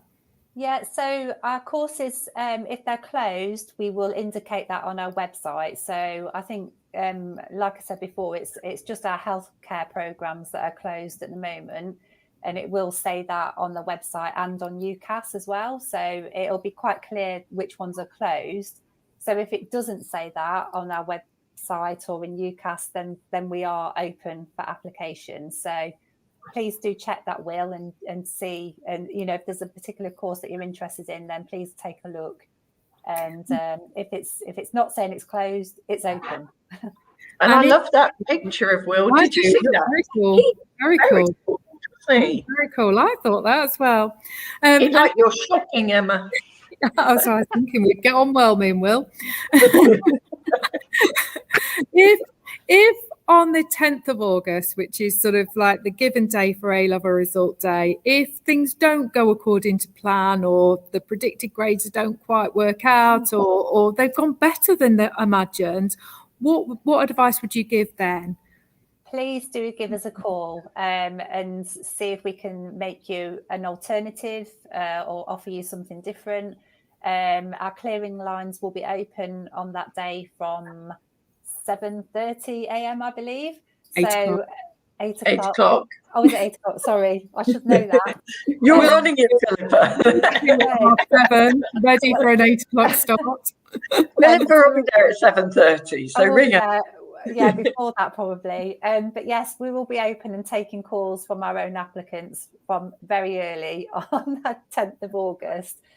So please do give us a call. If you are worried about your grades before that, then just pop us an email or give us a call, and we can have a look at that for you and try to give you some reassurances, hopefully, about your application. But yes, the courses are still open, and for clearing as well, we'll also show what courses we've got available on that day as well. Thank you. We've got another question. If we're talking about 2022 applications, when we apply in September, which is an early application, how soon will interviews begin? And when are decisions given out? So can you just give, I know that this will only be a typical offer and a typical example, but if you could give that, it would give a bit of mind. Yeah, it depends which courses that we're applying to, but for our healthcare programs, we start interviewing straight away because we receive a high number of applications for those courses. So we try to keep the momentum going on our interviews and get decisions to applicants as soon as we can. So as soon as you put your application in, we will assess that, send it to our colleagues in the school for them to assess, and then you should hear from us from then if there is an interview to be arranged. Amazing. So final question, so that we sort of get back on track, which obviously we're not very good at, me and Ellie. So my final question really is, if you were sat watching this open day tonight, what advice would you give to those 17, 18-year-olds and about their application? I think, again, just do your research about what university you want to apply to, and there's lots of information out there. Come and visit the city if you can. There's lots of things going on, even though we're in a partial lockdown scenario now. The city is starting to open up again. So if you can come and visit us, then please do, because there's lots to see and there's lots to do. So, seeing somewhere for real is far, far better than seeing it virtually, and it gives you a real feel for what we're about, really. And please do book on. You can book on to just a tour, which is a tour of the campus, where you can probably speak to one of our academics, or you can book on, and those happen every single day, but the numbers are very small, very limited. Or you can book to come to our open days, and the next physical open days that we've got are the 9th and 10th of July. And Emma and I would massively recommend our open days. They generally have a really great festival feel. They're super fun and they're a brilliant day out. They really are. Yeah, they are. And I would fully recommend, if you're certainly thinking of this year or next year, come to one of those open days. Absolutely fully recommend them. And if in the interim you can manage to book onto a campus tour, then please do that as well. Because as Philippa said, as amazing as it is watching us on a screen, it is I know we're great, Ali, but it doesn't make up for actually being here. So that is absolutely fundamental advice, I think, from all of us. Absolutely. Really good advice, as ever, from my co-host, Emma. And Philippa, Queen of Admissions, you are amazing. And we're so grateful to you for giving out your time this evening. I know you deal with calls and emails day in, day out, and you help everyone. You have a brilliant team. You're a great, great team to work with. So do get in touch with Philippa if you've got questions, concerns, and it's time to say goodbye. So Philippa, thank you very much. Thank you. Thanks, Philippa. Thank you. See you soon. Bye. No, Emma and I are so lucky. We work with such amazing people. I know, they are great in admissions, and I think they also have a little chat box on our website as well. So if you just instantly got a thought after this evening, then please just chat on the website, and one of Philippa's colleagues will be able to get back to you as well. That's we are great. moving on now, aren't we, to our amazing Andre. The amazing Andre, who's supposed to be writing his dissertation at the moment, Andre, I seem to think. So why have you stopped working, Andre, to talk to us? Good afternoon, that is true. I just couldn't resist and talk about my, experiences of studying abroad. It's quite contagious. Once you do it, you just like to talk about it all the time. So here I am, basically. Thank you. I shouldn't tease you. I know how hard it is. And the fact that you're smiling so broadly, I think, is brilliant. But you did have a brilliant time. I believe it was Italy. I believe you went to Venice. How come you went to Italy? And what did you do there? And what was it like? So the university offers a study abroad semesters or years, depending on your course. And I was just, casually going through my second year, and this was advertised, and I thought, well, that's actually a brilliant idea, because there are some amazing benefits to doing that, not just traveling abroad, and trying what being an international or Erasmus student is like, but also getting funded. So I just thought, let's seize the opportunity, and it was one of the best decisions of my life, I can say. And why was that? What happened? What was so good? So it's about for me, it was about the environment and the experience. And I think it's really important to learn that people do things differently in different places, and to get those advantages, to get basically the best out of the experience. So I was actually studying at the University of Padua in Italy, and they approached things like learning and assessments quite differently. There were some things that I really liked. Maybe open discussions during the lectures, which I wasn't really used to, because for some reason, sometimes students in the UK tend to be rather silent in the lectures, whereas the Italians, they're quite passionate. So we sort of engaged in those discussions quite a lot. And it was also the subject offer. So what's brilliant about going abroad is that sometimes you can get to do things that you normally cannot do at the University of Lincoln, and that's a big strength. So for me, I, for example, studied psychiatry, which was really interesting to me, and I also studied educational psychology, which was not on my offer on my course. Because you're a psychology student here at Lincoln, aren't you, Andre? And I would love to know, as long as I should have checked with you beforehand, but what is the title of your dissertation? So actually looking at what motivates people. So I'm examining how people are motivated and how their motivation and their satisfaction of basic psychological needs, which is relatedness, for example, autonomy and competence, how they affect how we feel like, whether we feel like we belong within our community. So it's a very interesting topic for me. Wow, that is so relevant to everything that we're doing at the moment, isn't it? Oh, that sounds really exciting. And before I get too excited about that, Joshua Evans has asked a really good question. I want to study international tourism management. Would I be offered a year abroad or semester abroad, and would it be funded at all? So is that one that you can offer any insight on, Andre? I think that Joshua definitely can do that. I think courses under the LIBS school are offering semesters and years abroad. And we've got our wonderful Laura answering questions in the chat, so she will be able to get back to Joshua with concrete details for his course.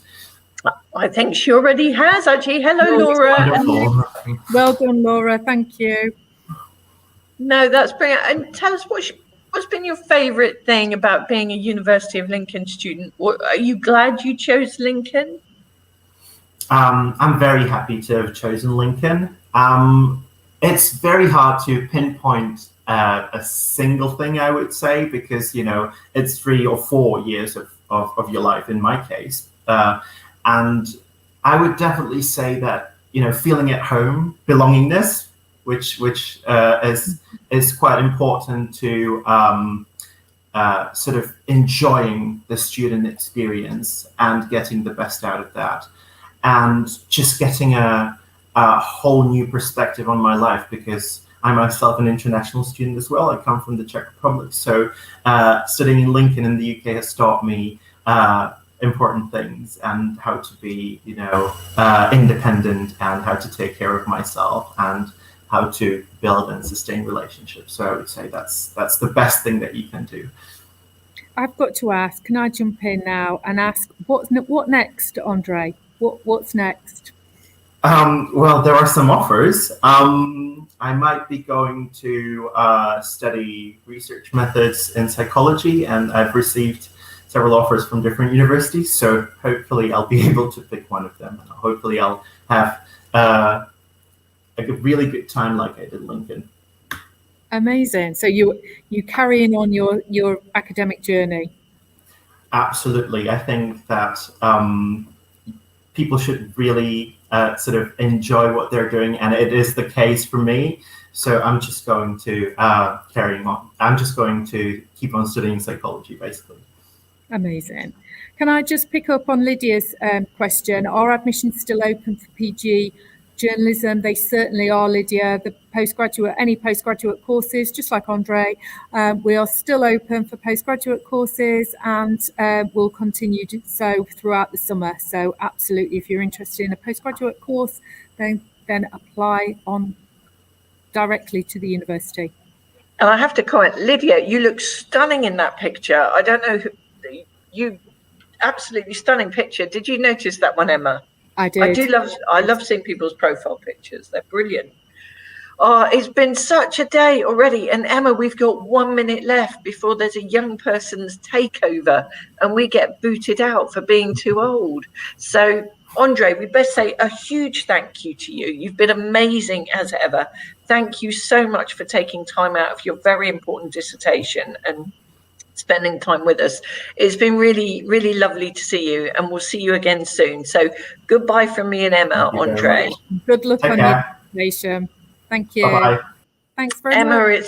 it's been a fabulous day, hasn't it? It has, hasn't it? We've had fun again.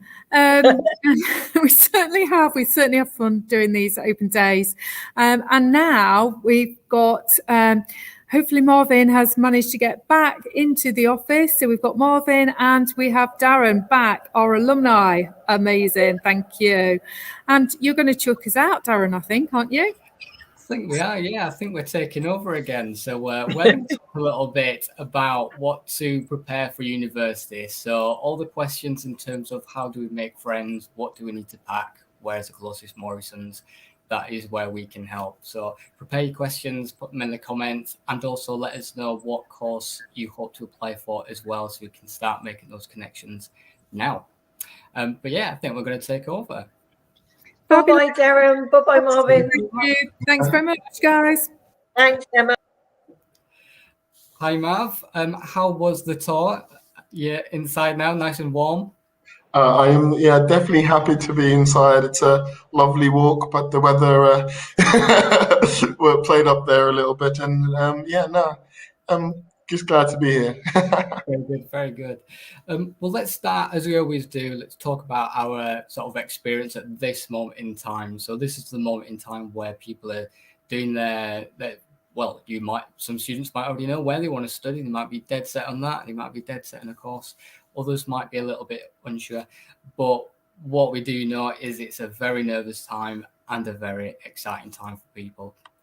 But how was it for you in particular, Marvin? What were your thoughts at this moment? Were you more scared than excited, or just ready to crack on with it? Oh, I was absolutely as nervous as can be, because I was about to leave and live with people I'd never met before, and start this whole journey quite a little while away, because from down south, Colchester, Essex, woo, represent. And but yeah, I was going to be quite a while away from family, and I landed perfectly. But how about you? How did you find it? Yeah, I think I was all right. Like, I was just right in the middle, half nervous, half excited. I just came from South Yorkshire, so I wanted to move to a city that was a little bit bigger than what I'd known, but not too far away. I couldn't go back home if I needed to, and I personally thought Lincoln was a perfect place for that. After all my research did, which is what students will be doing now. So you might land on Lincoln too, but after all my research, I thought Lincoln was the place for me. But once you decide on that place, the next thing that you probably thought about, Marv, because you're a very social person, you're thinking, how do you make friends? Like, can you make friends before you go to university?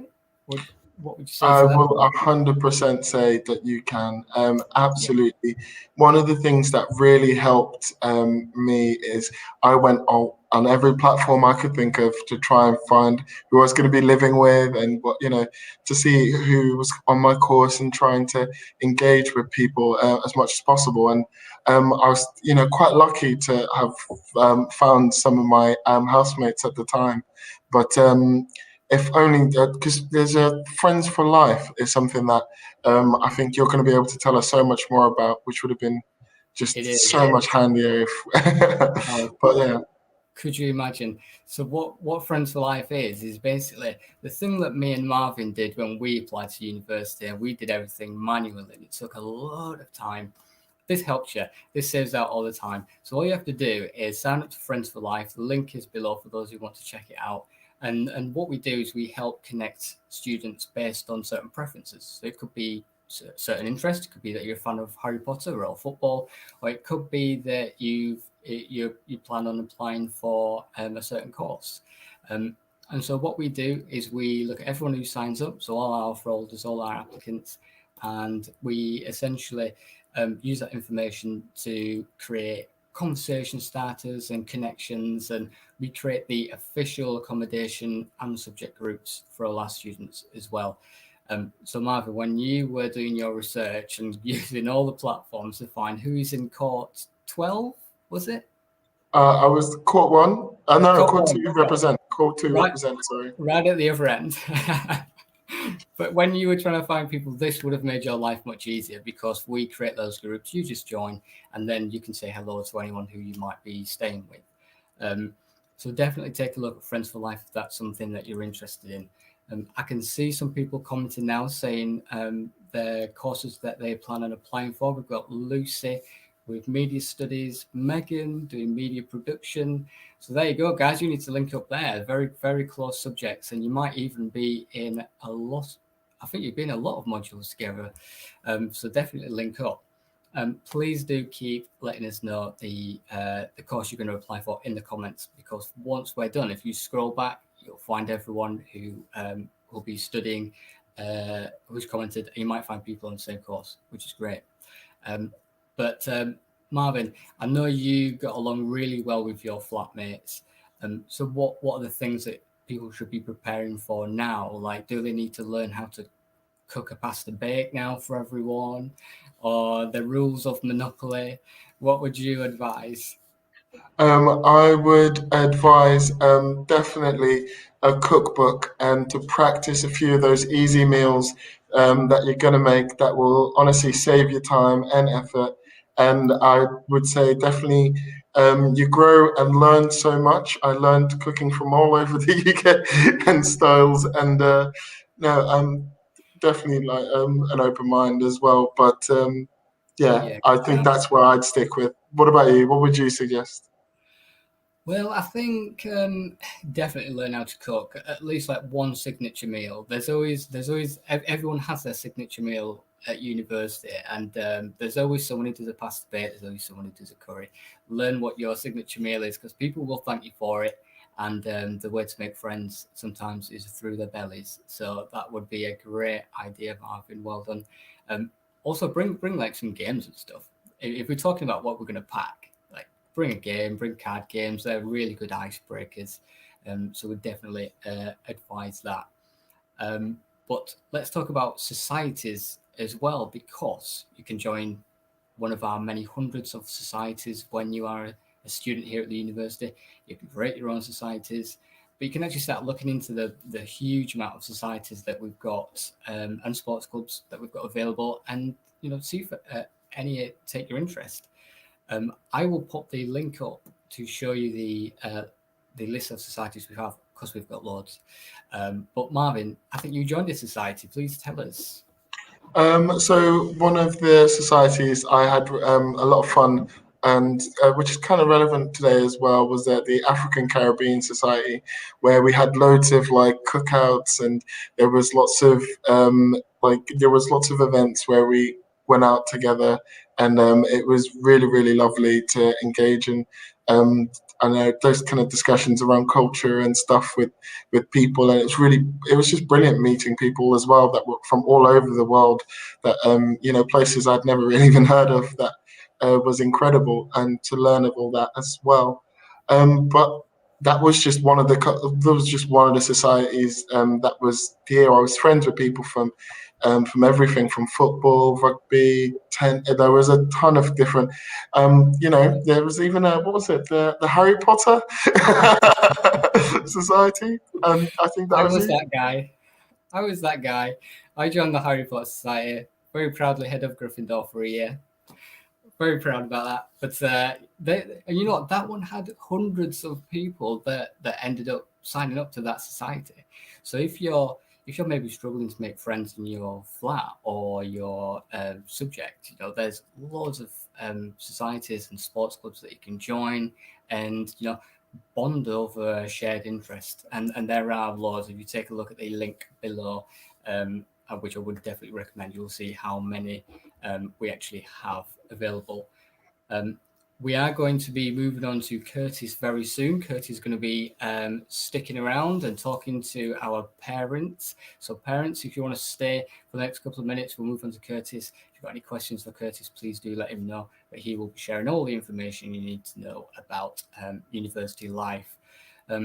Before we move on, though, I just want to say a couple of things. First thing is, if you are at this moment in time a little bit more nervous than you are excited, you're just unsure about a few things, you'll have heard already from our amazing wellbeing team, who do a lot of work with helping students to transition into university life. And if you do arrive and you're struggling to make friends and stuff, they are the ones to go to. They are an amazing, friendly team as well. They're a lovely bunch who will be able to help you with any issues that you're having. So please do not worry too much about that, because there's lots of opportunities to make friends. So finally, Marvin, we've talked a little bit about what to pack and what they should be buying now, what they're going to do when they go to Wilco's or Asda and they go past that student aisle and you've got all the toasty makers and your blender. What should people start packing in the suitcase? What would you advise? If anything, I think, you know, I've already kind of suggested the cookbook, but if we're taking anything that you kind of will help you with your day, you know, there are so many different things. So the hot pot, like, I don't really know what to suggest there really, other than Marvin, the things that you might miss. Photos are a good idea, because everyone decorates their student accommodation with all their photos. Don't be the person that forgets to bring photos and then you've got to do a big order online of 500 prints. Definitely bring some photos. That's what I would say, Marvin. No, that's absolutely brilliant. So what I would suggest, final things, is sign up to Friends for Life, take a look at the societies, contact the wellbeing team if you need to, start thinking about what you want to pack. Marvin, you had a great idea, bringing up a mind. I think is definitely the right thing to do, because you're going to meet so many different people. Take a look at Lincoln. We've got some tours on at the minute. We've got some physical open days in July, so have a look at our website and book onto those. Those will be a great opportunity for you to see what Lincoln's actually like. Worst case, just have a look at our social media. Take a look at our Instagram account. You'll be able to see, or you'll be able to get a feel of what the campus is like, at least, because we've got hundreds of amazing photos, all from our students as well. So I think, Marvin, it is time to bring on Curtis and say hello to Curtis and move on to our parents' talk. Hi, Curtis. Hey guys, how are you? Hi, you all right? I'm good. I was just thinking about the things that you were saying to bring to university, and I don't think I brought photos. I think photos was a thing that I forgot. So if I could do it again, I'd definitely bring photos. I was that person who was printing pictures out. You have the toasty maker, Curtis. I didn't even have the toasty maker. I was so unprepared, Darren. I was so unprepared. Well, I think you've probably learned a lot more over the years, and you'll be able to tell the parents what they should be preparing for their son or daughter. So please do stick around. Curtis will be here for the next 10-15 minutes. He's going to give you lots of information. Maybe have a pen and paper ready. But if you do have any questions for him, please do put them in the chat and he will be able to answer some of those at the end. And finally, before myself and Marvin leave, those students still watching, please do scroll back through the comments and have a look at all the comments from students and applicants who have said that they're hoping to apply for this course and this course, because I can already see loads more connections. We see Jodie and Sammy both doing, Jodie's doing psychology. I need to learn to read. Sammy's doing philosophy. Amelia, bioveterinary science. So have a look back and see if you can make any connections now. So I will leave it there. Thank you very much, Marvin. And thank you for your talk earlier.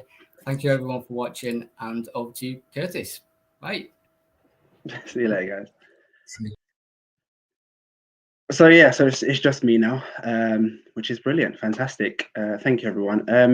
So as Darren said, my name's Curtis, and I'm the London Stakeholder Manager here at the university. So this is obviously primarily a parents' talk, but obviously if any students do want to kind of listen in, feel free to do so. So for the parents, I'm going to be talking to you today about the important things that your child needs to consider when submitting their UCAS application, between submitting their UCAS application and starting university, and how you, of course, can help. So if there are parents of first-year students looking to apply in September 2021, then this is what will happen next year. So very much the next steps. Some of what I'll talk about will reinforce what others have already said today and what you might have heard. Some might be new to you. Okay, so if you have any questions, please feel free to pop them in the comments, and I or another member of the team will do our best to answer them for you. So please do keep the questions coming. Okay. So then, if your son and daughter's applied, completed their UCAS application and applied to university, what happens next? What do they need to be thinking about between now and the start of university? So the main thing I'll touch over on the next 10 minutes or so are their offers, so firm and insurance choice, student finance, additional financial help, accommodation, budgeting, top tips. So if we have a look at these areas in a little bit more detail, I'll start first of all with their offers.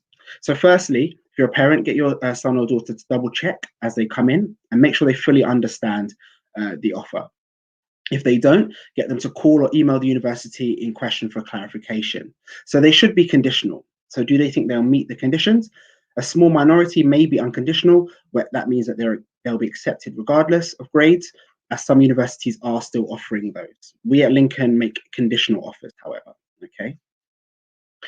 If they don't understand the decision, get them to call or email the university, particularly if it's a reject. A reject could be as simple as a misqualification on the application, which can be rectified, but the university will tell them why they were rejected, okay? Once your child gets all their offers or decisions back from the universities they've applied to, they'll be required by UCAS to choose a firm and insurance choice. This is assuming that they've applied for 2 or more courses. If they've applied for one and one only, it automatically becomes their firm choice. Pretty straightforward. So firm is the university your child will go to if they meet the entry requirements on results day. Insurance is the backup, the one on results day that if they don't meet the requirements for their firm choice, it will drop to the insurance. If the conditions are met for the insurance, it becomes their firm on results day. So ideally, get them to think about the insurance choice too, as it makes sense for it to have lower entry requirements. Otherwise, the insurance may reject and your child might be put into clearing. As Philippa mentioned before, here at Lincoln, we put students at the heart of all we do. And in response to the challenges students are currently facing, we've introduced a flexible admissions process. So that's kind of like a safety net wrapped around their offer this year. And what this means is that we will consider your child's best work to ensure that we're being fair and to take account of the impact and that the impact that the pandemic has had on learning and their outcomes. Therefore, when confirming a place at the University of Lincoln, we will take a flexible approach across the majority of our programs. All students we make offers to are those we feel would be an asset to our community, and we want to reduce concerns among them and their families about the impact of the pandemic. When we receive confirmation of your child results, we will consider both their actual and predicted grades alongside the personal statement and reference. We will guarantee their place if meeting either the following criteria. Their confirmed or predicted grades are no more than 16 UCAS tariff points below the conditions of your offer. Subject-specific requirements may still need to be met, however. If they've applied for more than 2 courses, after choosing firm and insurance, the rest are rejected by UCAS on the student's behalf. So students need to check UCAS track on a regular basis, and it's there that they'll be informed of the date they need to make firm and insurance choices by. If they miss that date, UCAS will reject by default all of their offers. Please make your child aware to check track on a regular basis. It's really important. If it does happen to them, it's not the end of the world. Their firm and insurance will reinstate them, but it is very stressful for the student and therefore likely for you too as well. And again, more work for the university. Student finance is probably the second most important thing your child will need to do to go to university. As soon as the application cycle opens, get them to start applying. Their school or college will be notified that the cycle has started, or they can set up their own alert. They don't need to wait until their firm choice is decided either. The loans are essentially 2 separate pots of money, but students can apply for them both at the same time. So you might need to nudge them to apply as quickly as possible, as Student Finance England set a deadline, and it's normally the end of May, early June, so very soon. If students meet the deadline with all the information that Student Finance England need, it guarantees them to have their funding in place for when they start university in September or October.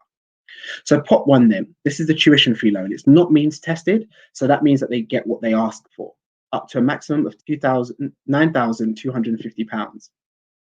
And it's paid directly to the institution by the Student Finance England on their behalf. It doesn't just pay for someone to teach your child, it pays for the teaching facilities and all of the other learning resources on campus that they have access to as well. So then pot 2, this is the maintenance loan, and it pays towards everything else. So rent, food, bills, social life, and transport, for example. This time it's means tested. So this means that the amount your child or student gets is dependent on where they study, live while studying, and most importantly, the household income of the home they currently live in. There is a guaranteed minimum amount, though, that everybody gets regardless of household income. This time, however, it's paid directly into their bank account in 3 equal installments, and they can use the money as they see fit. Also, they may have a bank account already, but I would advise your child look for a student bank account, as they offer overdraft facilities. So better interest rates, incentives, and freebies. So NatWest, when I went to university, had you got a kind of discounted rail travel. So again, these are kind of incentives for you to kind of join and open a bank account. Regardless of whether they change to a student bank account or not, they will need an account in some form to apply for student finance. Okay, so that's really important. Additional help for your child financially can come through a range of sources, including Student Finance England, universities, and other organisations. Student Finance in particular have grants to help those with disability, childcare needs, dependent adults, and students who have an overseas placement as part of their course. Okay, more information can be found on the gov.uk Student Finance site. All universities will also support students through scholarships and bursaries, so do check what's being offered. Here at the University of Lincoln, we have a large number of scholarships and bursaries, including 4 new Vice-Chancellor scholarships, each worth £5,000. These are to help cover living costs as students continue their education at degree level. All the new scholarships have been supported through a donation by the University of Lincoln's Vice-Chancellor, Professor Mary Stewart, CBE, and more details of our scholarships can be found on our website, which is obviously www.lincoln.ac.uk. So then, when looking, your child needs to check the application process for all of them. When and how do they need to apply? And it might vary depending on what they're looking for. The best bit about this is all it's non-repayable. Whatever they get, they keep. So moving on then to accommodation. If your child is looking to move away from home for their university education, accommodation is something else that should be high on their and your priority list. Again, it needs to be done sooner than later, as most universities allocate on a first come, first served basis. So get your child to start applying and start looking at options for the institutions they've applied to. Or if they're pretty sure of their firm and insurance choices, definitely looking at those as a minimum. Application cycles for accommodation vary from university to university and can be quite competitive depending on the amount of accommodation the university actually has to offer.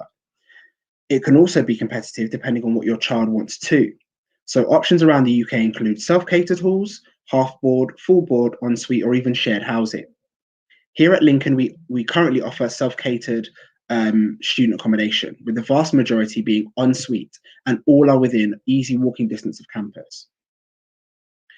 Whether they can apply for accommodation may also be determined on the basis of making that university their firm or insurance choice. It certainly is here at Lincoln. So when they do make that choice, get your child to think about applying for accommodation at those universities straight away, or at least check when they can. Knowing exactly where a student will live while at university is important, not just for them, but for you, their families too. At Lincoln, we know that finding the right place to live is an essential part of your child's student experience. We aim to help all our new students find their home from home. As Vicky said earlier, this is why we're making a guarantee for new undergraduates joining us at the University of Lincoln in autumn 2021. So we guarantee a room in university residence to all new students who apply for accommodation with us by the 1st of September 2021. So they don't need to worry about finding a suitable room elsewhere, and all our university managed accommodation is covered by our residential warding scheme. Allocation of accommodation is not normally done by universities until results day. It does differ from university to university. So it may be some time between your child applying and hearing from their chosen institution, other than confirmation that the application has actually been received. So this is normal, please don't panic. Everything I've covered so far is important. So you may benefit from, making a to-do list or a priority list of things that can be crossed off as you go. So we move on then to budgeting. The vast majority of students, when they attend university, will not have an infinite pot of money to live off. So before your child goes to university, it's worth spending time with them, working out how much they'll spend a week or a month on rent, or on other bills, transport, food, social life, and getting them to think about budgeting. So this is essentially what the maintenance loan is there to help with specifically. If they and you are not sure what the loan is likely to be, you can get a rough estimate using a student finance calculator. The gov.uk, SFE, and Martin Lewis student finance sites all have one as well, and it will give you a general estimate. Just getting them to plan and do a food shop for you is also a good experience of how much things really do cost. So then, having done the budgeting dry run, if there is likely to be a shortfall between what they get and what they spend, how can they then improve and bring the odds back in their favour? So the bank of obviously mum and dad is an option, but certainly not open to all. A part-time job is another. There are normally plenty of opportunities to get a job once they've started university. If they already have one, they can transfer, or lots of big companies that allow for this. And teaching is usually flexible enough to allow students to have a job too. You can also students become part of the University Students Ambassador Scheme, and they assist with open days, on-campus visits, mail shots, external events, and so much more. It's paid in one form or another, and certainly here in Lincoln, it's paid in cash, and it's again great for the CV and confidence and independence building. One final one for them to consider, of course, is discounts. Everybody loves discounts, but students are, no exception to the rule. So an NUS or a recognized student card will get discounts wherever they go, be it in retail, cinema, restaurants, and more. And obviously now with, things opening back up, this is great timing. It saves them lots of money. Traveling by train a lot, again, as I mentioned before, some bank accounts offer a student rail card and you'll get 33% off fares, etc. Just get them to check and remember that those additional funding opportunities we've already talked about. There's lots of ways that you could get extra money. So my top tips then, planning the next steps that we've looked at is key for your child in the run to starting university once they've applied, as there are so many deadlines they need to hit and there'll be consequences to them if they don't. Applying for finance, that potential additional support, firm and insurance choices, and accommodation are the ones that they and you need to be aware of. And as in particular, as I've said, to-do lists are a great way of planning and reminding them and you. Keeping a regular check on UCAS Track will tell you all you need to know about the progress of the application and what you need to do next. So really, really keep your eye on that. Don't forget. Budgeting is an essential skill and you need to learn it quickly. So if you can help and advise your child, if you think they need it, that's great. If they've got a part-time job, is there a possibility that they can transfer locations? Fast food chains, large retail shops, and supermarkets are normally happy for students to do this if it's possible. I know, for example, myself, I used to work at JD Sports in South London, and when I went to university, I transferred there. They or you should never be afraid to ask a question either, no matter how silly or trivial it may seem. There are so many ways to do it. And here at Lincoln, you can ask through our social media accounts, live link ups, email, phone, through UniBuddy, direct to students, and even post if you wanted to. Whatever way it is, we'll endeavor to answer as quickly as possible. Speaking of social media, why not join our parents' Facebook group and get your child to join their social media groups such as Friends for Life? And finally, more than anything, your support, guidance, and interest is essential to ensure your child and you have a smooth transition into university life.